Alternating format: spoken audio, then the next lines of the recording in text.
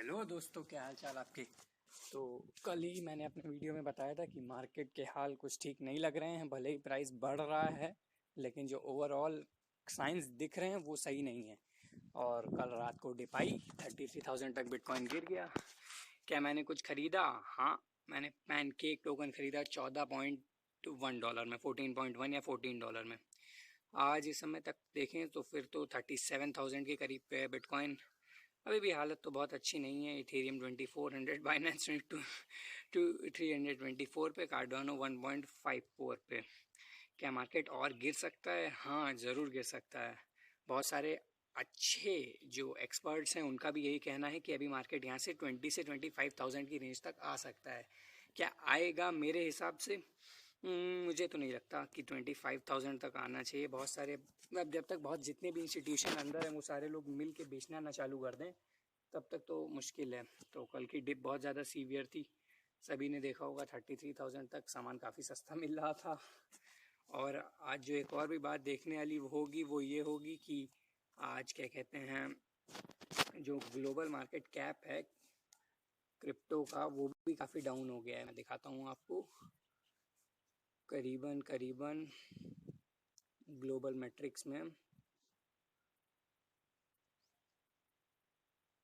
2 trillion के भी down है आज मार्केट कैप, जो टोटल मार्केट कैप है पूरे वर्ल्ड का, पूरे पूरे क्रिप्टो स्पेस का। और ये काफ़ी टाइम बाद ऐसा हुआ है कि 2 ट्रिलियन से भी डाउन है। बिटकॉइन की डोमिनेंस फिर से बढ़ती हुई 44% के करीब पे। और ग्लोबल मार्केट कैप आप देख रहे हैं 1.6 ट्रिलियन हो गया, बल्कि और भी ज़्यादा कम।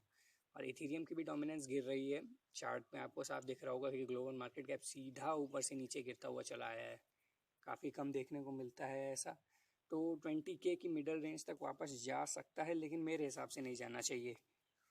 क्योंकि ओवर टाइम जैसे जैसे अच्छे इंस्टीट्यूशंस मार्केट में आ रहे हैं वैसे वैसे वॉलेटिलिटी कम हो रही है क्रिप्टो बिटकॉइन की। एटलीस्ट बिटकॉइन की तो कम हो ही रही है। ऑल्ट कॉइन्स की बात अभी नहीं करें तो बेहतर है।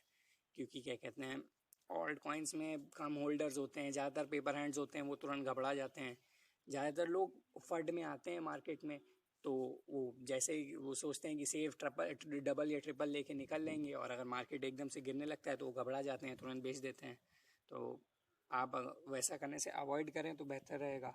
अब कल मार्केट क्रैश करने के जो 3 मेन रीज़न थे उनके बारे में बात कर लेते हैं। सबसे पहला, जिससे पूरी बात शुरू हुई, कि इलॉन मस्क ने टेस्ला में बिटकॉइन से पेमेंट लेना बंद कर दिया। वहीं से पूरा किस्सा शुरू हुआ एनर्जी कंजर्वेशन को लेके। जो दूसरा मेन रीज़न था वो था कि चाइना ने क्रिप्टो को बैन किया।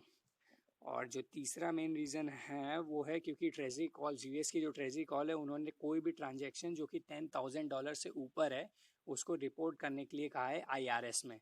इसकी वजह से लोग थोड़ा सा पैनिक कर रहे हैं कि अब हमें 10,000 के ऊपर का क्रिप्टो ट्रांजेक्शन रिपोर्ट करना पड़ेगा गवर्नमेंट को। तो उससे थोड़ा सा परेशानी में है लोग। लेकिन क्या लॉन्ग टर्म के लिए जो लोग होल्ड कर रहे हैं उनके लिए क्या न्यूज़ है? लॉन्ग टर्म के लिए मेरे हिसाब से काफ़ी अच्छी न्यूज़ है। और कुछ पॉजिटिव न्यूज़ की अगर हम बात करें तो आर्क इन्वेस्टमेंट में कैथी वुड्स बहुत ज़्यादा फेमस नाम है। 250 मिलियन की ओवर की इनकी वर्थ है केवल अकेले ही। तो इन्होंने साफ साफ कहा था, Ark investment CEO Cathie Woods said on Bloomberg TV interview, bitcoin will go up to 500,000 despite the largest crypto currency plunging to a low of almost 30,000 on Wednesday. ऐसा इन्होंने डिप के बाद कहा था कि 500K के ऊपर बिटकॉइन जाएगा। अगर हम बात करें लॉन्ग टर्म फ्यूचर की, तो अभी तो नहीं जाने वाला है कहीं। मेरे को तो 1-2 साल में नहीं दिख रहा है ऐसा कहीं पे जाते हुए। लेकिन क्या जा सकता है? हाँ, बिल्कुल जा सकता है, बिल्कुल जाना चाहिए। और आप पूरा इनका इंटरव्यू पढ़ सकते हैं, मैं डिस्क्रिप्शन में डाल दूंगा लिंक इंटरव्यू का। काफ़ी ज़्यादा फेमस नाम है ये पूरे क्रिप्टो वर्ल्ड का। और क्या कहते हैं, और कैथी वुड्स ने ये भी कहा था कि इलॉन मस्क भी वापस आएंगे क्रिप्टो बिटकॉइन में एक बार वो ग्रीन हो जाए। मतलब उनका, इलॉन मस्क का कोई क्रिप्टो से हेट नहीं है, वो अब भी क्रिप्टो को काफ़ी प्रमोट करते हैं। बस ये बात है जो एनर्जी कंजर्वेशन है उससे वो थोड़ा सा परेशान थे। तो इससे वो थोड़ा सा, उन्होंने उसको अवॉइड करने के लिए कहा कि जब तक वो ग्रीन नहीं हो जाता। अगर आपको पता ना हो तो केवल 22 मिलियन बिटकॉइंस हैं दुनिया में, जिसमें से 18 मिलियन ऑलरेडी माइन हो चुके हैं। तो जब बाकी के 3 मिलियन माइन हो जाएंगे, यानी ऑलमोस्ट 2040 या 2050 तक, तब बिटकॉइन भी एक ग्रीन सोर्स ऑफ एनर्जी हो जाएगा।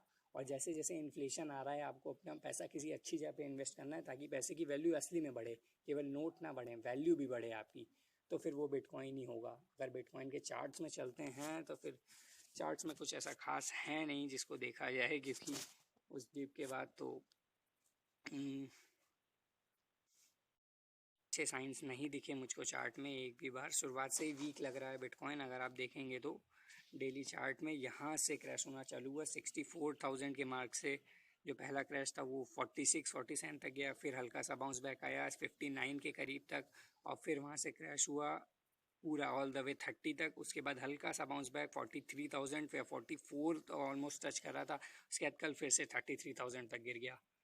तो फिर कौन से टोकन्स लेने लायक हैं इस समय? ऑल्दो मैं कहूँगा कि आप थोड़े टाइम के लिए, जब तक मार्केट में वॉलेटिलिटी थोड़ी कम नहीं हो जाती है, कोई भी बड़ी परचेज को अवॉइड करें ताकि आपका लॉस ना हो सके।